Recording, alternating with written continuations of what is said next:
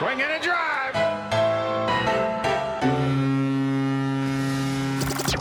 Welcome to Red, White, and Blue Jays, the podcast home of Blue Jays Fans UK, a group connecting Blue Jays fans around the UK and beyond, and telling their story. And now, here's the host of Red, White, and Blue Jays, Steve Hunter. Hey everyone, welcome to another edition of Red, White, and Blue Jays, the podcast where we get to talk to Blue Jays fans around the world. Hope your week's been okay since we last spoke. Obviously, lots has happened between the last episode and today's. Firstly, we came out of the Winter Olympics with a gold and a silver, which was super exciting. But of course, that all delves into insignificance with the terrible news that's happening in the Ukraine at the moment. So our thoughts are particularly with that nation and with those who are being affected by all that's happening there.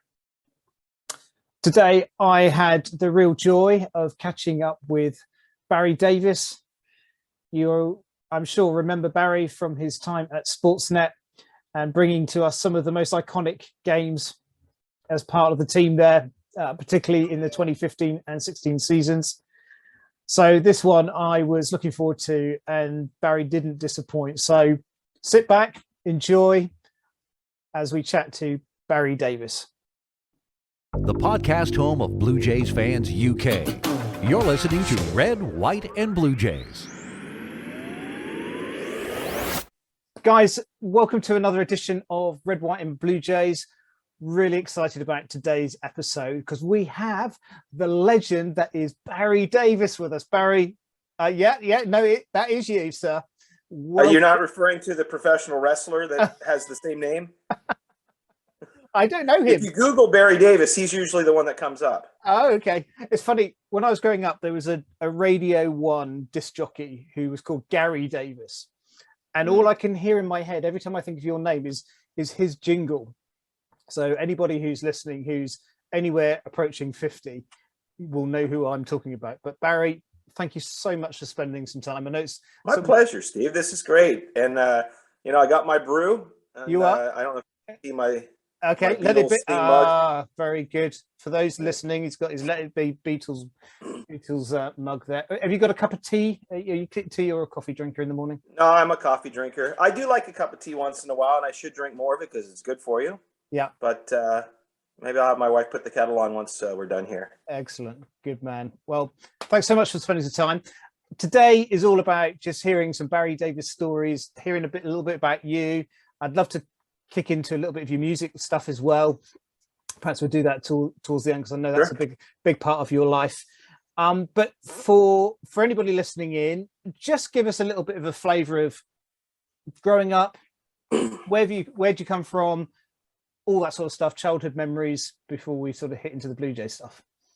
How long's your podcast, Steve? Well, as long as you want it to be. I mean, we're normally around an hour, but let's go wherever you want to. So let's do a condensed version of my life story. I was actually born just outside Miami, Florida, believe it or not, with a father who was Canadian and mother American. They were both in show business. My dad was a singer. My mom was a dancer, and they ended up settling in Florida, had 3 kids, including me. And then we moved up to Canada for reasons I still don't understand. But, why did we leave sunny Florida for wintry Toronto? But we did in 1971. And I think I was always influenced by the fact that they were both in show business. And I always wanted to do something in that line. I wasn't sure what I wanted to do. But one of my earliest memories, well, 2 of them. Number one was my mother was probably one of the biggest Tom Jones fans on the planet. Wow. She absolutely adored him.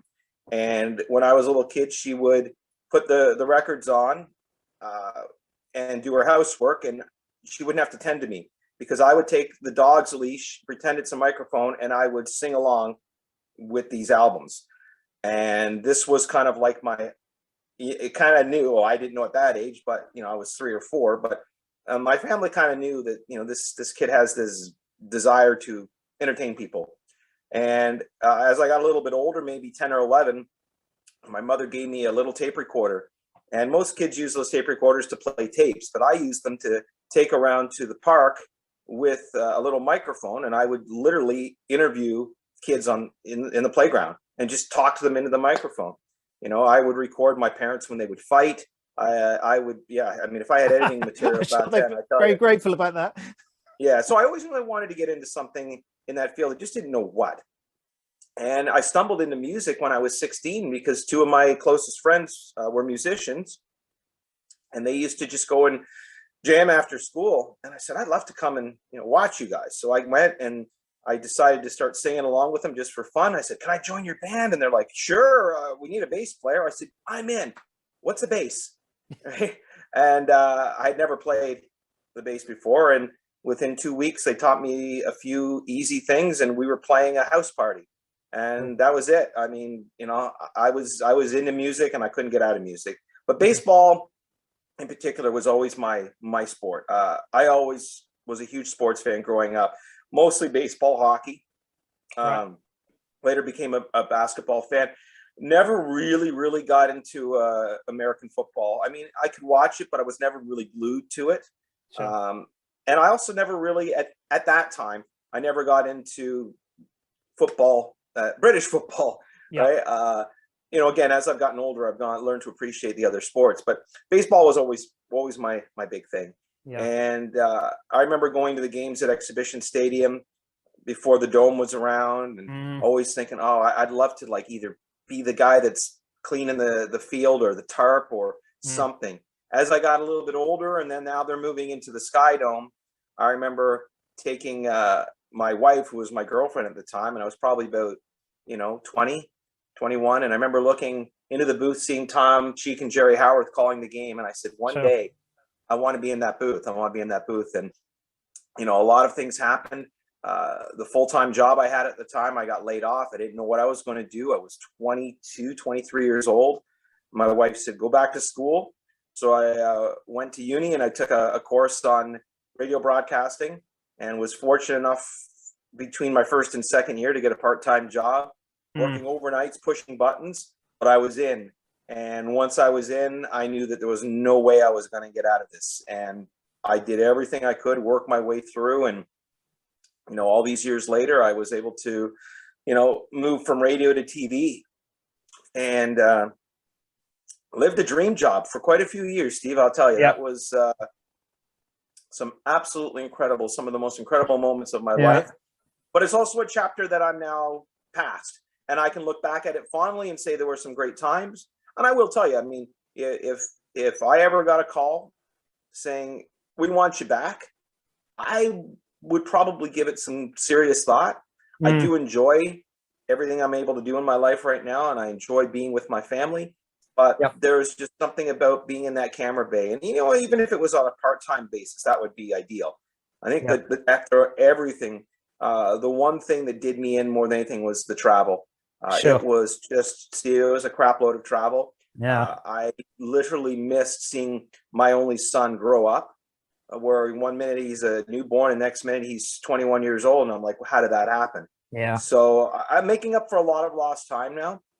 I know I get asked a lot how much I miss it and whether I would go back and do it again if the opportunity came. And I like I said, I'm still on the fence. I've learned as I've gotten older to try to live in the now, to try to be as mindful as possible. And right now, the best thing I can be doing is chatting with you on your podcast.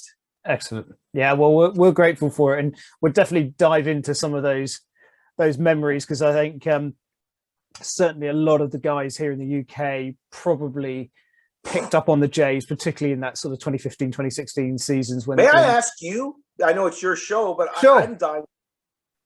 How? Why? I know. Cricket's big, football's big. I've had a lot of friends from England, and I remember when I was younger asking about baseball, and they were like, "You mean rounders?" And I'm like, "No, rounders is kind of."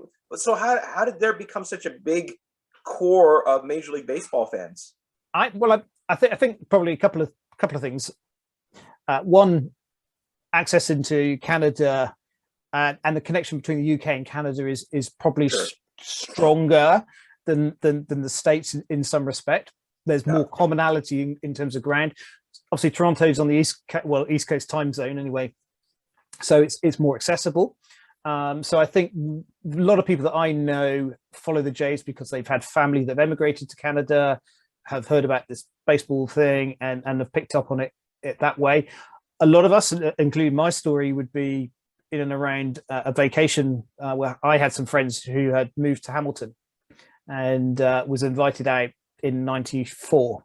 So my first experience of the Jays was just after the two World Series wins. Crappy year to get involved. It was a pretty bad. I've said it many times on this pod, but yeah, I went to my first game was 4 days before the strike of '94. So I was a whisker away from never seeing baseball. Well, it's a good thing you went when you did, right? Totally. Yeah, I loved it. We wouldn't be talking right now. Exactly, Barry. I mean, I just fell in love with the game. Obviously, the city was still pumping because of the two World Series. The Sky Dome was full, it was rocking, and yeah, just that one game was enough for me. And of course, coming back to the UK, then no internet, no coverage, nothing. So the only way I could find out what was happening would to go to our local newsagent and find a copy of USA Today or something like that, and read a little bit about how the games were going. Of course, then it went into the strike, and rest is history. But today's not about me; it's all about you and your story. But yeah, loads of stories, loads of people here, and we've got quite a lot of Canadians who live here as well. So part of certainly the UK Blue Jay scene is a lot of expats. Well, keep your eye open for some property out that way. I mean, I might want to rent a flat out there at some point. Where do you want to move to? What part of what? Any idea? You tell me. Okay. I'm a big Beatles guy, but I don't know if Liverpool would be the place where I'd want to live, maybe visit. But yeah, well, Liverpool would be great for, as I say, for music scene for you. But you've been born in Florida, then you've got to come down to Bournemouth, because Bournemouth is as close to Florida as we're going to get in the UK. South Coast, sandy beaches. That's where we are. We're about 2 minutes from the beach here, so come and see us. Come and live in Bournemouth with us, and we'll make you a home somewhere, I'm sure. Yeah. Anyhow, so let's just rewind then. So you said baseball was one of the things that you grew up like. So did you play a lot at school? Was it something? We didn't have a school team per se, but back in the day, and I don't know what it was like where you guys were growing up, but this is how much the world has changed, right? I mean, back in the 70s when we were kids, we would go to school, we'd come home from school, and we'd go out and we'd play sports. In the wintertime, we'd be out in a parking lot playing hockey. We would hope that there was enough street lights so that when it got dark, we could still see what we were doing. Yeah. Our parents would drag us into the house. In the summertime, we would be out on a ball diamond or even an empty field and playing baseball all the time, right? It was just our thing. We played. And I did play organized for a couple of years, but I grew up in a family situation where we didn't have a lot of money, and we didn't really, I wanted to play organized, but they just couldn't afford it. So it was mostly just, just a lot of fun baseball. And I have an older brother who's 7 years older than me, and I used to just go out and, he would pitch to me and I would pitch to him. And so it was one of those things where, I absolutely adored the game of baseball, and I wanted to play. I never really thought, I want to be a major leaguer. Sure. I wanted to be the person who was talking about the major leaguers, right? Yeah. So in some ways, like I said earlier, just to kind of bring it full scale, that childhood dream was something that I was able to actually pursue in reality. Yeah. What position would you be if you had made it? Where would you? I'm a lefty, so okay. It kind of limits me a little bit, right? Although back in those days when I did play like Little League, they would. The only position that I never played in Little League was catcher, because they didn't have a catcher's glove for a lefty. So it got me out of that. But for me, it was the outfield. And, I can send you some pictures from when I was at the Toronto Blue Jays fantasy camp a couple of years. I've got that on my list to talk to you about. But yeah, so I did play the outfield, and that was probably the position. I love shagging flies. I could sit for hours and have someone just hit fly ball after fly ball to me, despite the fact that there was a bad rumor that I don't know how to catch fly balls because of one incident that happened. But Yeah, I do remember watching the clips, and I think Josh Donaldson and Kevin Pillar were somewhat ripping into your batting style at the time, and on that video. But Kevin, they gave me a hard time. But if you see at the end of that video, Lloyd Mosby hits a fly ball to me, I catch it, and Kevin Pillar was very impressed. So yeah, I won. Yeah, I need to rewatch the good moments, but feel free to use it on your show. You know, absolutely, yeah. We'll have to do it. Yeah, guys, if you haven't listened or seen it, then it's definitely worth a watch. Okay, so you've grown up, you love baseball, you feel there's some sense of, you know, a destiny in terms of your parents' upbringing and their showbiz and so on. Mm-hmm. What was your did you go into sort of journalism first? How did those stepping stones towards becoming a Jays reporter? It all kind of, you know, happened by accident. And as I said, you know, had I not been laid off from my factory job in 1991, I think it was, I wouldn't be sitting here chatting with you today. I mean, at the time, it was, you know, the most devastating thing that could ever happen. I've just lost my full-time job. What am I going to do? Yeah. But as soon as I got into the broadcasting college, being a little bit older than the rest of the students there, many of them had come right out of high school and were, you know, 19 years old. And for them, they thought this was really cool. They could play radio. They could, you know, make their parents happy by going to college, but at the same time, do something that they thought was fun. But a lot of them weren't serious. And, you know, the first year, it's a 2-year course. The first year we had, I think, 85 students. By year 2, we were down to 65 students. By graduation, there was only 35 of us that actually graduated. And of that 35, maybe about 10 of us ended up getting careers in the industry. And it wasn't necessarily the most talented people. I remember saying to some of my friends there, like, you know, I wish I had this guy's voice. This guy, what a voice on this person. I don't have that voice. But there's more to it than just raw talent. Yeah. Unlike baseball, I mean, if you suck and you're a nice guy, you're not going to make it. But in radio and broadcasting, if you're able to do a decent job, but you had the right attitude, you had the will and desire to get better and to, you know, fight for that, because there were only so many jobs in this industry, and there were more people interested than there were positions available. So I knew that I had to somehow either work harder or stand out from the crowd.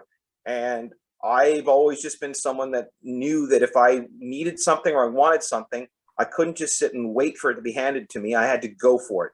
And that's what I did. And when I started at, I don't know if you're familiar with, but maybe you are because it's where the games are. It's the Fan Radio out here in Toronto. Yeah. Fan 90. In 1992, early in 92, when I started there, they were not an all sports radio station. That didn't exist in Canada at the time. They had the Blue Jay games on. They were starting to do a little bit of evening sports talk, but it was an oldies radio station. So I got in there not as a sports person. I got in there as someone who was a technical director. I worked overnight from midnight till 6 a.m. And I was literally just being the DJ without talking, because the DJ was on tape. So I would play the songs, play the commercials, and press play, and the DJ would be there. And that's what I did. But while I was there, I started doing everything I could to make myself a better broadcaster. I'd pick up newspapers and read them out loud. I'd pick up cue cards that they had commercials written on them, read them out loud, and then start talking to anybody I could that could help me advance. And Jerry Howarth was one of the first people I met. And my God, he was, and to this day still is, one of my biggest influences, and just a tremendous human being and someone who's done so much for me. Him and Tom Cheek both. For some of your older listeners that may remember Tom, these two guys are the ones that gave me my opportunity. And, you know, they saw something in me, and maybe a lot of it was the drive and determination I had, but I was able to work my way in. And I think the very first thing I did on air in radio was I was standing on a high school football field talking about two high school football teams that nobody really knew who they were, because high school sports aren't really big here, but we were trying to, you know, give them a little bit extra publicity. And I've got one of those big, huge, old shoe phones, you know, old cell. And that's what I was doing. I was saying, these two high school teams are playing and this is the score and blah, blah, blah. But I realized that I can't walk in and say, well, listen, baseball is my forte. I'm going to be a baseball guy. I covered every sport. I covered cricket. Oh, God. I had never seen cricket before. I had no idea how the game worked.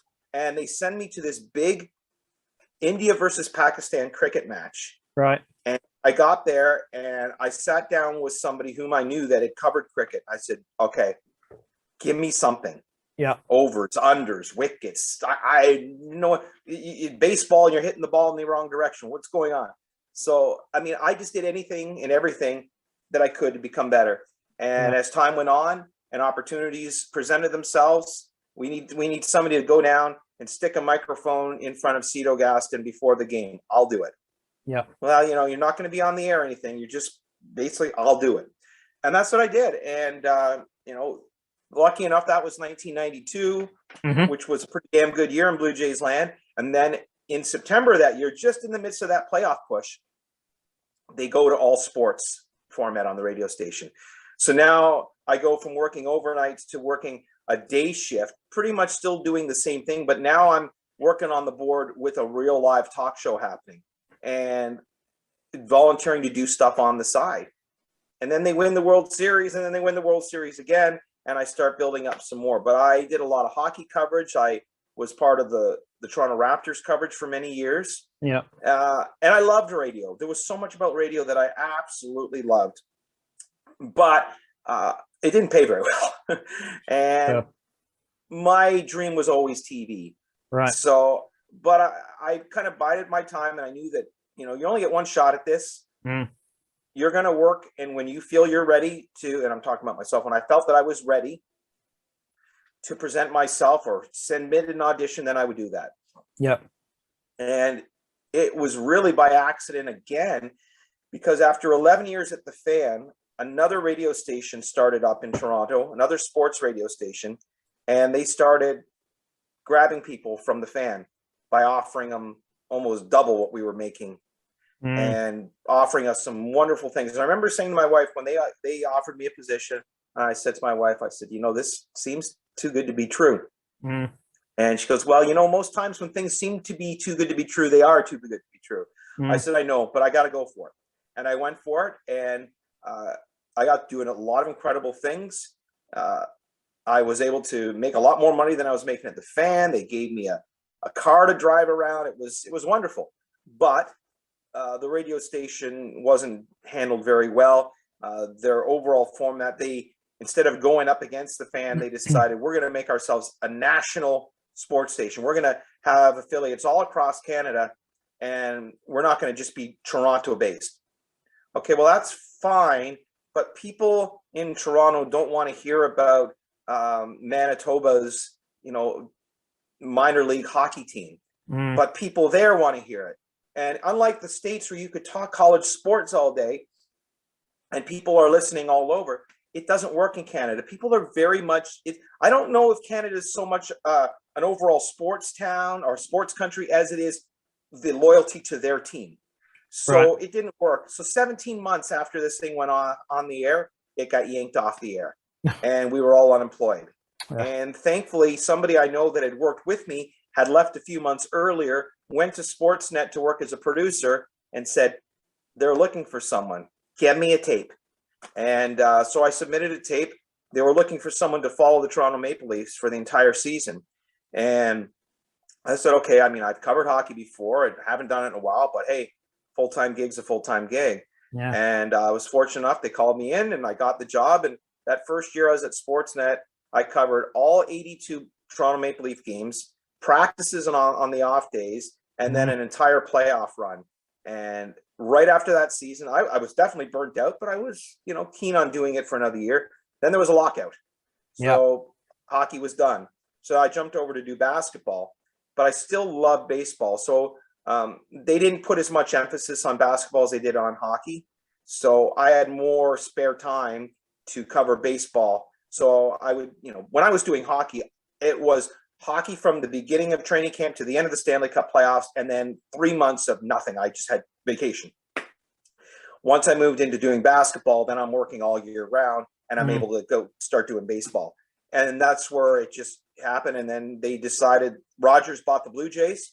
Yeah. They wanted up the broadcast and do a little bit more in-depth stuff. So that got me on the road with them. And man, oh man, I think it was about 14 years of doing that on an everyday basis, and met a lot of amazing people, got to experience some incredible things. And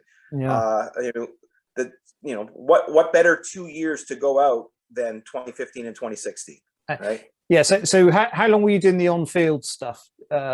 Was it just over those 2 seasons? Was it prior? No. I mean, so I would say probably around 2004, 2005, I started to do a little bit more and more, and it kind of became a gradual thing. Whereas I'd be at a lot of the games sitting up in the press box, and I do a little blurb before the game, and I do a little blurb after the game. Yeah. And then it's probably around 2008, they became a little bit more involved in the actual broadcast. And then I got in my little camera-based spot, and I got to be part of the broadcast. So I would say probably full-time in that from 2008 to 2015 or 2016. Yeah, so much longer. I think because I remember bringing my family over for their first visit in 2013, which was a pretty rubbish year to come in terms of how the Jays were doing. That was the year they were supposed to win the World Series. It was. I mean, up on the shelf over there, I've got magazines, Sportsnet magazines, and all that sort of stuff. It was everywhere. This is the year, because we came right at the beginning of the season in April, and there was so much. Dickie had just arrived. The whole thing was just pumping. Oh yeah, Josh Johnson going to win the ERA title. Totally. I remember flying to Vegas right after that deal was made. Yeah. And we went and did this whole feature. I had his house in Las Vegas, and we were all so excited. This is going to be the year, right? Now you got Jose Reyes, and you've got Mark Burley, and it's like, whoa, this team can't be beat. Yeah. And I'm going to tell you, Steve, about 2 weeks into the season, they had played a doubleheader in Detroit, and they got slammed both games. I remember looking at some of my colleagues, and we're like, uh-oh. And that was April. Yeah. And I was like, uh-oh. Yeah. And they just never recovered from it. No, it was a complete washout. You're listening to Red, White, and Blue Jays, the podcast of Blue Jays Fans UK. But what I remember is, in terms of coverage here, it's like everybody was a bit fickle. I think, when your team's not doing so well, you don't tend to watch much. What everybody does remember, though, is 2015, 2016, because it was mega, wasn't it? I mean, what was that like to experience? All right, I'm going to show you here. Okay. Let's see if I can find it here. Here we go. For your viewers, this is one of my most prized possessions, Steve. Okay. And I still have him. For those that are only listening, you've got my list. These were the goggles I wore in the clubhouse. Yeah. And they still smell like champagne.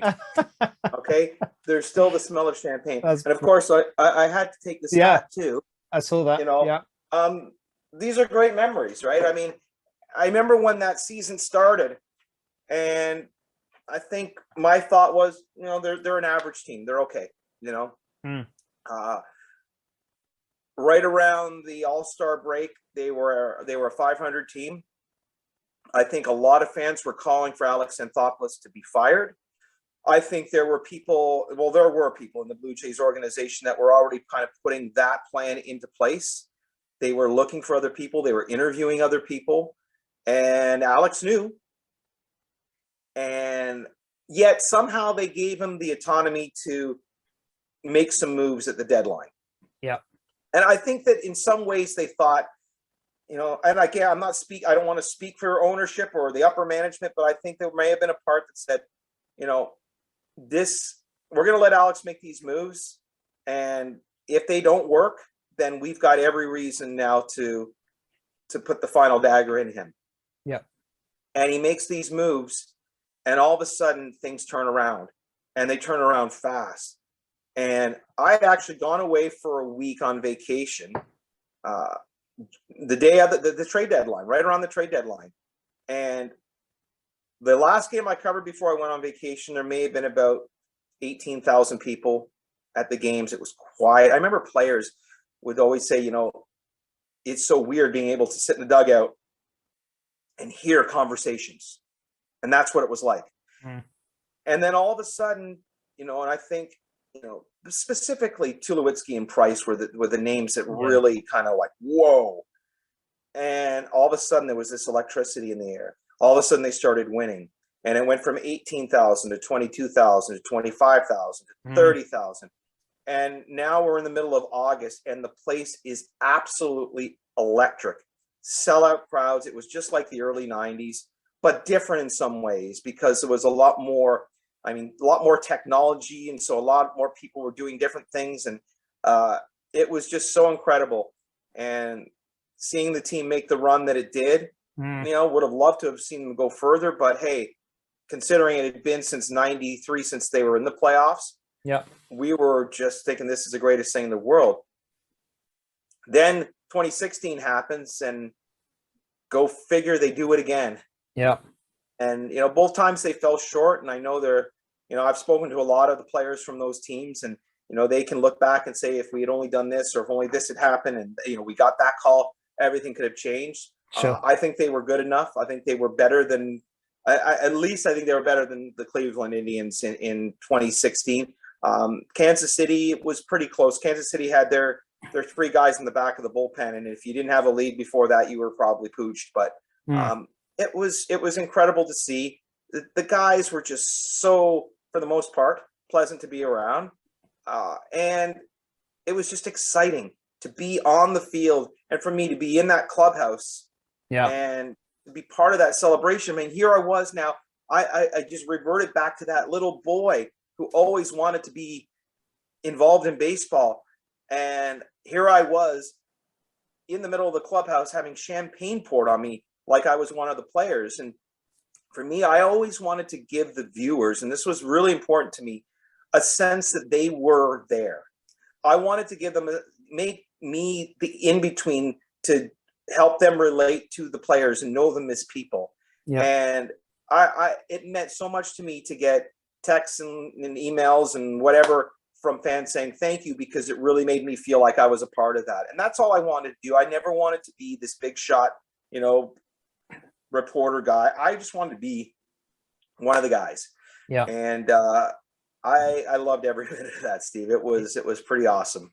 Yeah, I mean, obviously for most of us here, our experience is watching it through the screen. We've had the privilege of being able to come to Toronto, see it in person, but most of our experience now is obviously watching it on screen. So people like yourself, is that connection, because you as a fan, you watch these guys day in, day out doing their stuff, and you start to feel like you know them like they're your best mate. And I think part of that is the role that you were playing in that and helping us opening that door.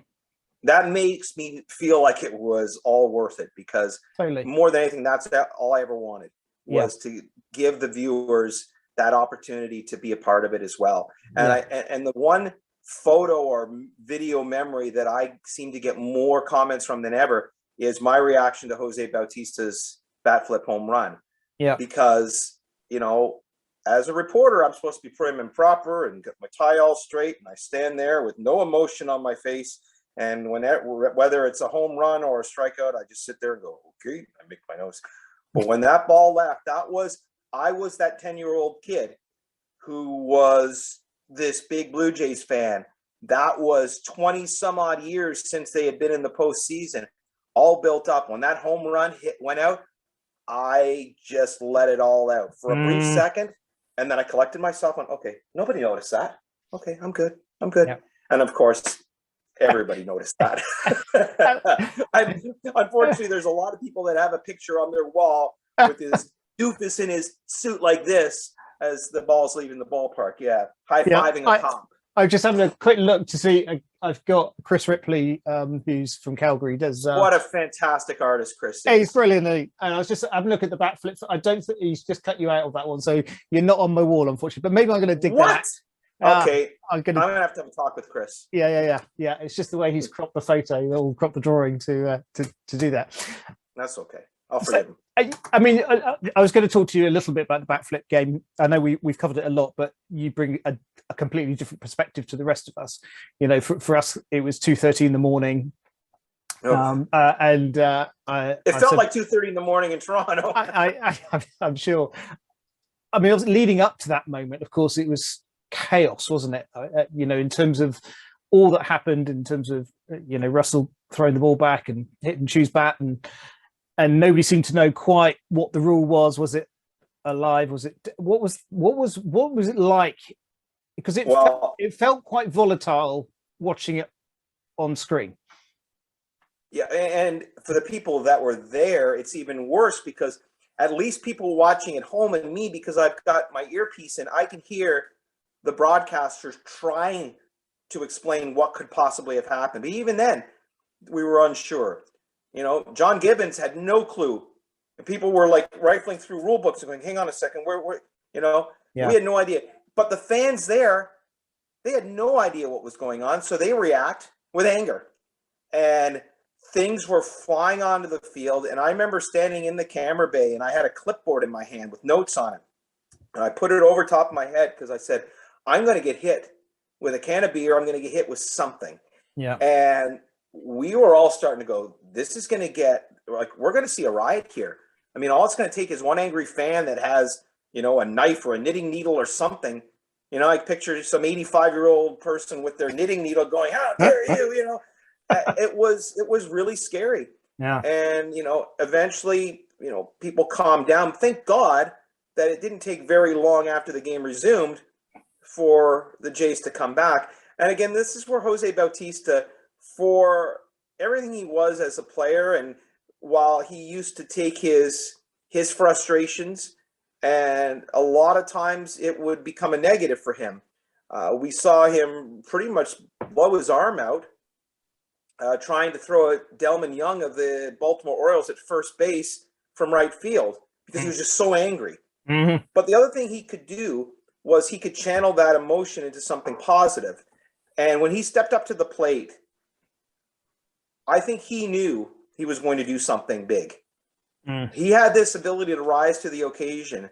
And I think, as surprised and shocked as everybody was at the Rogers Center, I think the person who was the least shocked was Jose Bautista. And I think in some ways that was the bat flip.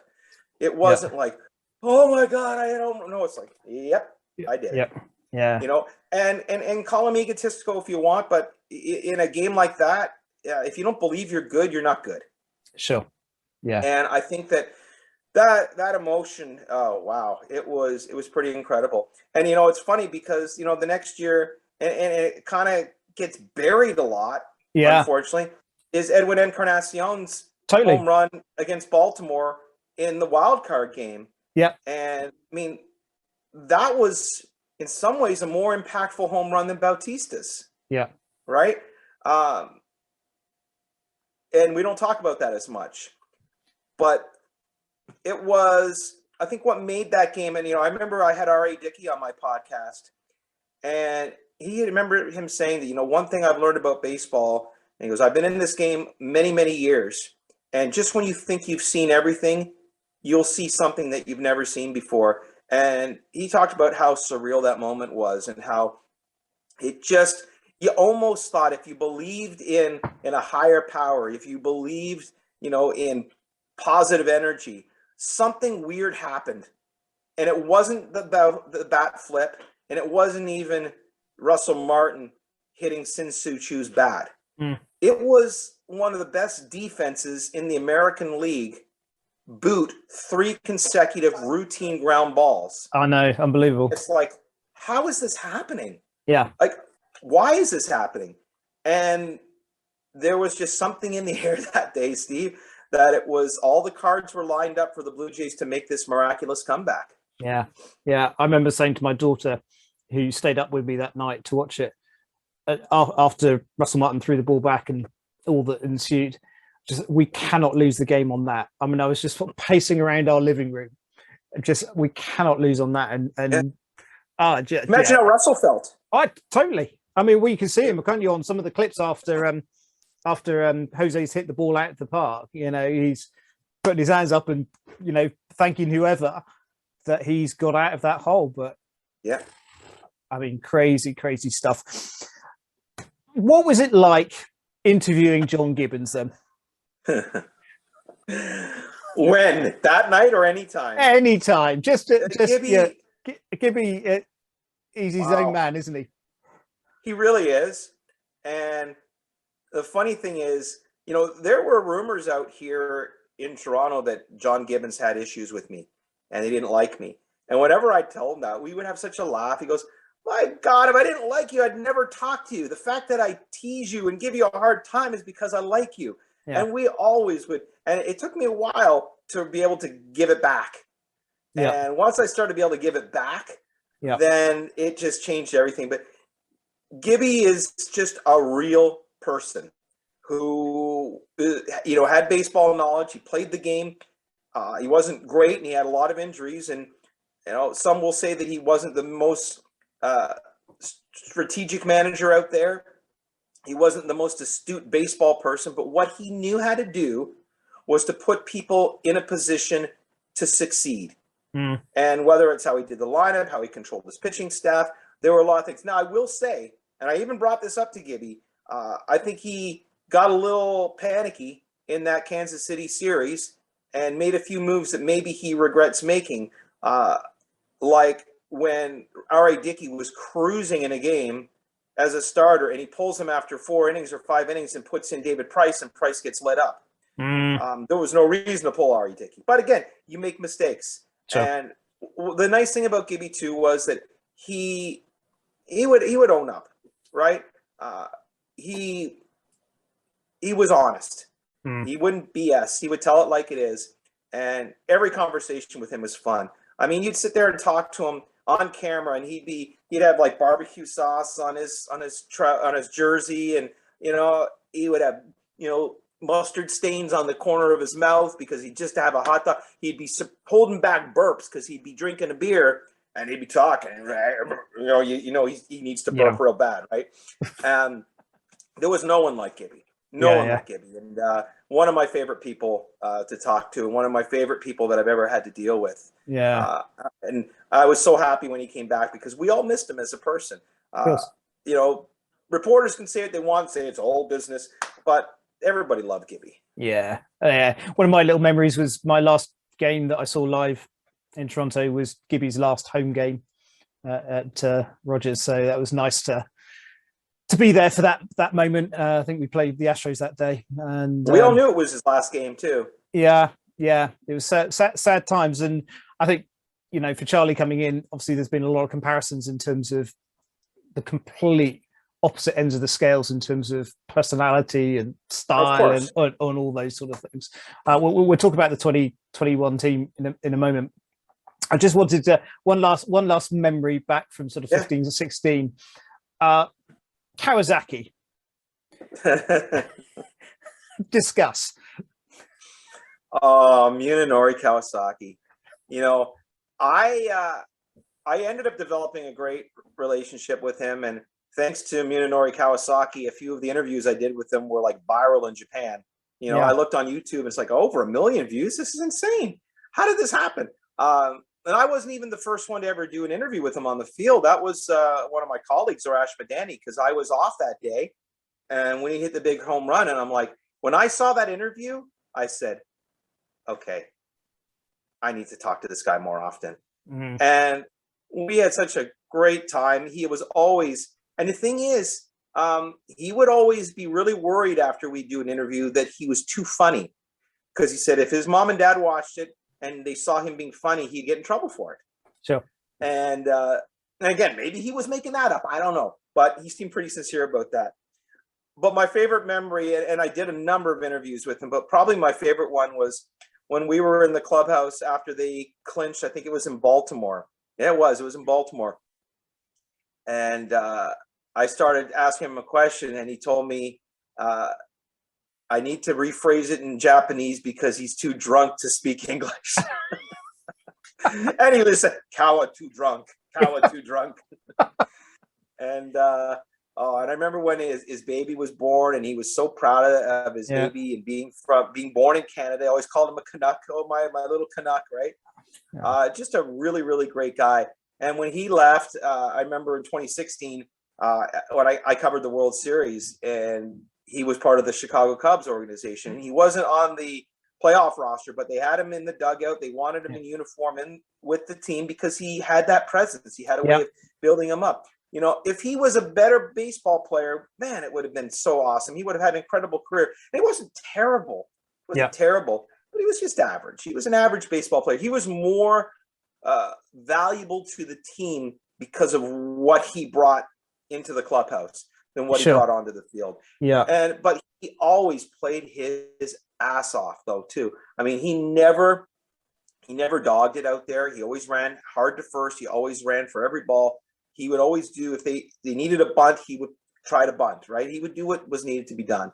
But Nori Kawasaki was favorite A, and then the minute he leaves, that spot gets quickly filled by Joe Biagini. I was going to say Biagini was off the wall in a different way. And my God, the fun that I had with Joe Biagini, and the pleasure I've actually had to have him on my podcast a number of times. Yeah. Even chatting with some of his fans, which was just so terrific. But, you know, one of my favorite actors is Will Ferrell. And I've never met Will Ferrell, but I have a feeling that if I did, he would be a lot like Joe Biagini. Yeah. Yeah. Like if there was ever a Joe Biagini movie, Will Ferrell would be the one that would have to play Joe. Yeah. Yeah. I mean, he never gave you a straight answer, did he? I mean, to whoever he was talking to. And I would say a lot of people thought that this was an act, that this was something he put on. This was Joe. Yeah. This is exactly who Joe is. Yeah. He's a little bit awkward. He's, has a very strange sense of humor. I remember meeting his parents in San Francisco, and, they were hippies, right? They were just totally like, okay, now I see exactly where Joe became Joe. He's just like his parents. And by the way, Joe got married about a few months ago. Nice. So he's found someone that's willing to spend a lot of time with him. Yeah, good lad. Well done. Excellent. Congratulations to those guys. Last memory from that era was there was a certain T-shirt that was made in your honor. I have one upstairs. Actually. Yeah. So just give us the backdrop to that, in case some people don't know. The trade deadline. The Jays had gone past the trade deadline. I don't think they made very many moves. This was in 2016. I don't think they did much. And I remember after a game, one of my jobs was whoever the hero of that game was, I would do a quick little interview with them on the field at the end of the broadcast. And it was Josh Donaldson. And I remember saying to him, so, the team pretty much stayed put. What do you think of this group moving forward? And he just looked at me and he goes, we like our team, Barry. Yeah. And then he gives a little nod to the camera and walks off. Well, at the time, I didn't think much of it. Sure. All of a sudden, this became, people were coming to the games with signs saying, we like our team, Barry. And the folks at the Jaywalk, and any of you out there who are interested in really cool, off-brand, Blue Jay related gear, Jaywalk, great place. They actually made a T-shirt with Josh's face and with that look saying, we like our team, Barry. Yeah. And there were coaches on the Blue Jays squad that were wearing them under their uniforms in the clubhouse, which was really cool. I think where you get that connection between people like yourself and a team and stuff, it makes people like us watching in from the outside how much the whole thing is essentially a family working together, isn't it? You're all doing your jobs, but you're so interlinked between each other. The players aren't separate from you media guys and so on. And I think please feel free to let my former bosses at Sportsnet know how you feel. Yeah, no. Well, I think it's important to say, because we are the recipients of all the hard work that people like you and the team and the backroom staff and everybody else who's involved in the organization. It's an entertainment business at the end of the day, and absolutely we get entertained, and whatever cog that might be a small one, it might be a larger one. it all knits together. And I think certainly for me, I have lots of fond memories of that era, and a lot of them were in and around interviews that you did, and memories. Well, that means a lot to me, Steve, and that So, makes it all worthwhile to me. totally. And I know there are some people that have done the type of job I did, and for them, it's like, how many stories did you break, and what did you uncover, and but for me, it was, if I was able to reach someone like you, if I was able to be, you're in to get to know who these people were as human beings, because we see them as, rock stars, we see them as superheroes. We don't really see them as human beings. Yeah. And that's all I ever wanted to do, was find out who they are. And a lot of that came from what Jerry Howard taught me, which was, and that was one thing that Jerry was so good at in the booth, because when you're doing a radio broadcast of baseball, there's a lot of dead air. There's a lot of time where there's nothing happening, and you don't have the pictures like you do in baseball, right? And this is why when they decided to get rid of the radio broadcast and just simulcast the TV, it didn't work. Because if you're listening, you'd be listening, there's like nothing. Because, Buck Martinez, Dan Schulman, their job is to, add what needs to be added, but they don't have to tell you every single thing that's happening, because we can see it. Yeah. In radio, it's different. You have to paint the picture. And Jerry always got to know the players as people. And, someone would come to the plate, and when there's a little break between pitches, he would share a story about them as human beings. And I always thought that, to me, I find a lot more interesting. And it opens it up to so much more, because now, you have a little better idea of, who Jose Bautista is, or who Josh Donaldson is. Yeah, no, absolutely. And I think Jerry Howarth, certainly comes across as the perfect gentleman in terms of how he handles himself. And I know a couple of the guys here in the UK have had some contact with him over the years. And he's always super polite, and a voice miss. And it sort of brings together the mad decision last year to put the radio broadcast as the TV coverage, because it just didn't work on radio. I know why they did that, or because of the COVID situation and so on. But And I'll give Dan Schulman credit; he did the best you could possibly do. And this was in no way a slam on any of them in the booth. Not at all. Because it's a totally different type of broadcast, and it's very, very hard to come up with something in the middle. And thank God they finally realized that midway through the season. And they brought Ben Wagner back into the booth to do the radio. No, absolutely. 7 p.m. first pitch in Toronto. Midnight first pitch in London. We're Blue Jays fans UK, And we stay up late. You're listening to Red, White, and Blue Jays. So you've mentioned a couple of guys, obviously, from the 2015-16 season who brought a lot to the team in terms of presence, as opposed to just pure sort of baseball skills, which I think is a good segue in terms of looking at our current team and where we came through 2021, where a lot of sort of camaraderie between the players seemed to be very apparent. The home run jacket, all that sort of stuff, which brought a flavour to the team, I think, that was more than just about being great baseball players. How did you see the 2021 season? And this is, I'm really glad you brought this up, Steve, because I'm going to tell you an example. So if you go back to 2013, I remember from the day spring training started till all the way through the season, you would have a group of Dominican players that would all hang out together and would do their thing in spring training. And then you'd have a group of American players that would go do their thing. And then another group of these guys that would do this thing. And as the season went on, they had their little groups, right? I mean, this part of the clubhouse would be all the Dominican guys. This would be all the guys that are from, the southern states. And it was just like all these different groups. But what I'm seeing with this squad is that they're all just one big family. And that is what I love so much about the home run jacket. It's not so much the oh, look, a home run jacket. It's what it represents. Sure. All the flags on the back, the fact that we are all together we're a group, we're a family, we're a team. Doesn't matter if you're from the Dominican or from the States or, from the UK. You're all one big group. And that's what I loved about that, Jack. And I do admit, that there was something, and still is something really special about the team. And one of the reasons behind that, Steve, is that this was a group of players that a lot of them started at low A ball together, worked their way up to double A, to triple A, and have made the team. So this wasn't just a patchwork team. These were guys that have been playing together for so many years. And you add a few extra pieces in there and they fit in really nicely. But the core of the group, Vladimir and Bo, Biggio, Danny Jansen, these guys all grew up in the game, in the system together. They know each other so well. And I think that really, really does help. And I'm really excited. Well, I was excited until I kind of realized that there's probably not going to be a baseball season until June or July. But when it does resume, God, it makes me depressed just to talk about it, because this is the worst possible time for there to be a work stoppage. Honestly, this is just really, really, really terrible timing.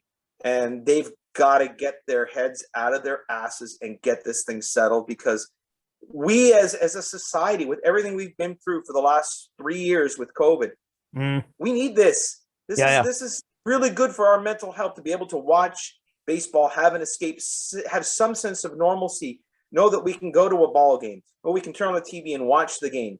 My God, I got this brand new virtual reality headset, and I keep thinking, I want to watch a Jays game in VR, right? But, I'm going to have to wait, and it's unfortunate. And what's even more unfortunate is that this is a team that, they lost Robbie Ray, and they lost Simeon, but honestly, those two guys were not going to be part of the long-term future of the Jays. These guys were holding spots and make the team competitive until the young guys are ready to come in. And now these young guys are ready. And they'll probably still want to bring in some free agents to kind of, give a little bit of that. But I have no issue with Ray and Simeon not being back, simply because these guys both came off career years. And I judge a player, I say, are they having an average year, a below average year, or an above average year? Simeon and Ray both were off the charts above average years.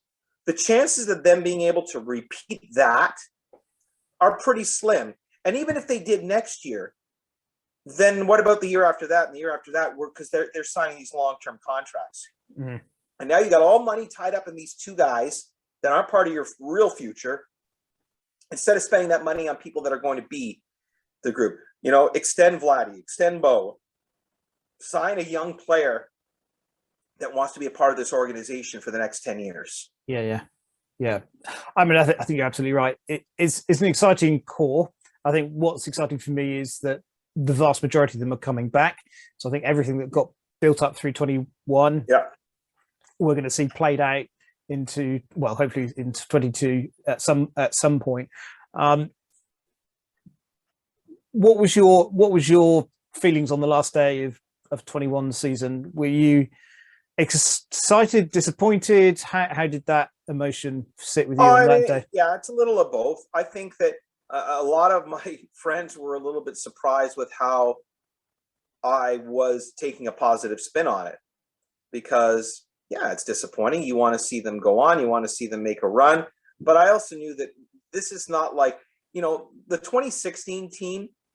It was really disappointing because you knew that the core of that team had already had their best years, and they were going to have to tear down, and not because they were giving up, but because these guys were not going to be what they were. And we've seen it. We've never seen Jose Bautista be back to where he was. We've never seen Russell Martin get back to that. I mean, neither of them are in the game anymore. Edwin's on his last legs. Josh Donaldson has had spurts, but he's been injured a lot. So really, I mean, who from those teams has come back to haunt them? And even David Price hasn't been playing much, right? So that was disappointing, because you knew that was it, man. That was this group's last shot. For this group at the end of 2021, okay, let's move on to 2022 and see where this team can go now, because it's going up. This team's going to get better. These young players are going to get better and better, and they're going to add. So I was able to say, listen, man, this was a lot more than I had ever expected. When you consider this is a team that for 2 seasons plus didn't play a home game. They had split time between Buffalo and Florida.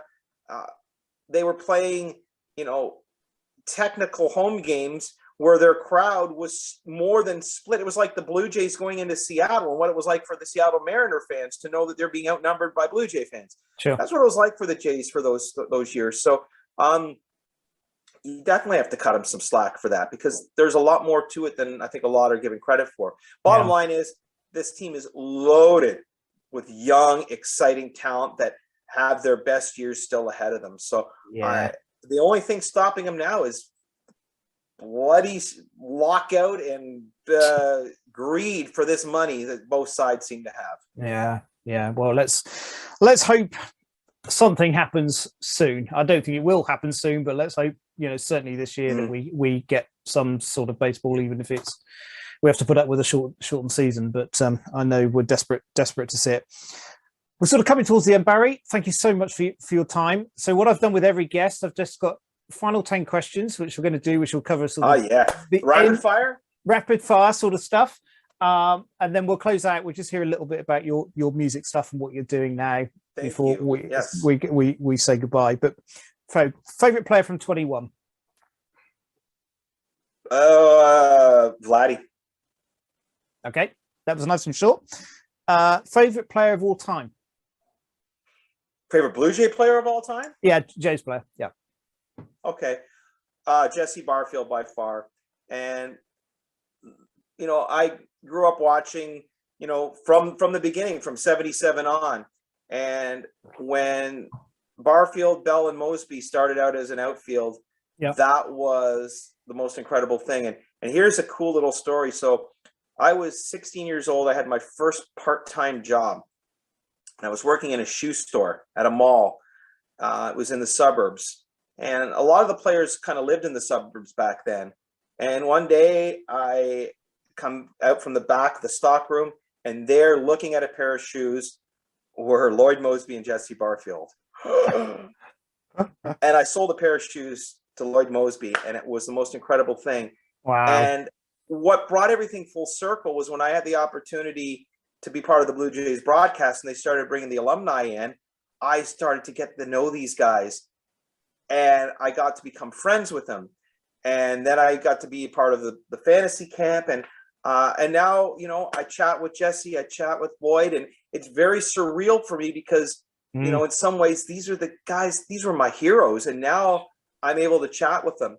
So, Jesse for sure, just from the way he played the game and even more just the kind of person he is. Yeah. So I'd probably have, but I had different favorite players pretty much from every year from 77 right on all the way up. Right. I can imagine. Yeah, no, that's a brilliant story. So who's your favorite non-Jays player?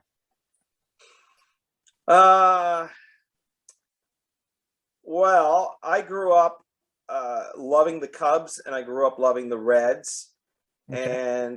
But surprisingly, I think my favorite player growing up, I loved Pete Rose. And I know it's, almost politically incorrect to say that now, but I just love the way the guy played the game. I loved how hard he played the game. As time went on, I became to really, really love and respect the kind of game Cal Ripken played. Yep. But I love the guys that just played their hearts out. Kirby Puckett's someone that I just loved watching play, because he didn't have that prototypical baseball body, but he gave it everything he had. So, yeah, those were some of my favorites. But it's so hard. It's like, if you were to ask me what my favorite Beatles song is, I couldn't tell you because they're all so important to me. Sure. There's so many players that I love. So for me to be able to point out a few of them, I'm actually surprised I was. Yeah, very good. Your favorite ballpark away from Rogers? Oh, man, there's another tough one. I get asked that all the time, and there's probably about 5 or 6 that are tied for first place. But I will say Petco Field in San Diego. Yeah, that's beautiful. It's an absolutely beautiful place. And I still have to say Camden Yards. I just... Yep. Because I've been there so often now, you kind of get used to being there. But when I sit back and reflect on, how incredible that ballpark is. I think Camden Yards, and that was really the first of the retro type stadiums. Yeah, it's not that right? old, is it? Rogers Center. Yeah, I mean, everyone was trying to be Rogers Center for a while, and then all of a sudden they build Camden Yards, and now everybody is going to Camden Yards. From a fan's perspective, Wrigley Field, because that's where I saw my first Major League Baseball game. I have family from Chicago, and in 1976, I went with my older brother, and we saw a doubleheader between the Cubs and the Reds, a scheduled doubleheader. Wow. So I got to see Pete Rose and Johnny Bench and, oh my God, Joe Morgan, all these guys from the Reds play a doubleheader against the Cubs. Tom Seaver pitched one of the games for Cincinnati. It was really, really cool. In fact, my older brother and I, we got one of the programs, and we forged a bunch of signatures and showed all our friends. So look at all these autographs we got. Amazing. It's not the most comfortable ballpark to sit in, but certainly from a historical point of view, it's an amazing place, Wrigley. Okay, your favorite baseball food?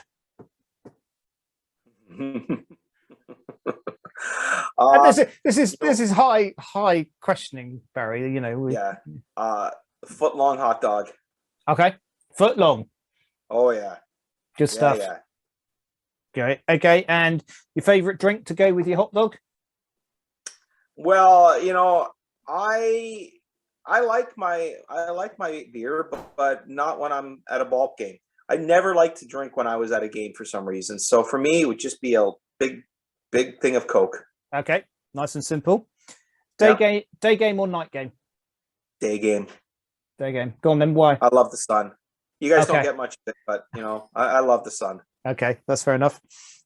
Your favorite Jays jersey color? Well, you got the blue right there. Blue right behind you. Yeah, they're all blue. Yeah. Very good. And well, that might be the next answer. Your favorite jersey number? You know what? The 19 is just a coincidence, and Bautista thought that I did that in honor of him. But I was just wondering. Yeah, when I was a kid and I played hockey, that just used to be the number they assigned me. And so 19 just became the number I used. And when I got to fantasy camp, that was the number they gave me. Okay, very nice. Excellent. And roof open, roof closed? Roof open. Every time? Roof open. Yeah. Oh, every time. Yeah, if you like day games. Roof open unless there's a torrential downpour. Yeah. So maybe you can answer me this question, because I've been debating this a couple of times with the guys, is at the World Series games, why do they always keep the roof closed even if it's a clear night? It's a decision that's made by Major League Baseball, and they feel that they want to keep it consistent. So if the roof is open at the beginning of the game, it needs to stay open the whole game.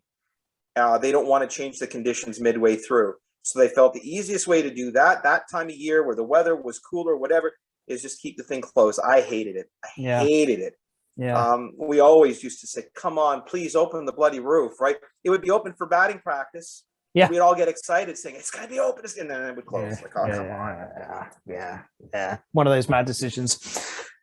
Barry, so good to hear your Blue Jays memories. I mean, you just bring to life a lot of the things that, you know, as you've been talking, just takes me back to the things I remember as a fan, and really love just hearing you again. You know, we definitely miss your input into our lives through the format that you came previously. So thank you so much for spending some time. Just as we sort of close out, just tell us a little bit about what you're doing now. I know your music's you're sort of heavily involved in. Just tell us a little bit about that. Yeah, well, for a day job, I'm selling cars. So if anybody out there in the UK wants to come to Ontario and buy a Honda, okay, I'm your guy. Very good. Music has always been something that was a part of my life. As we talked about at the beginning, I was just 16. When I got into broadcasting, I literally gave up performing.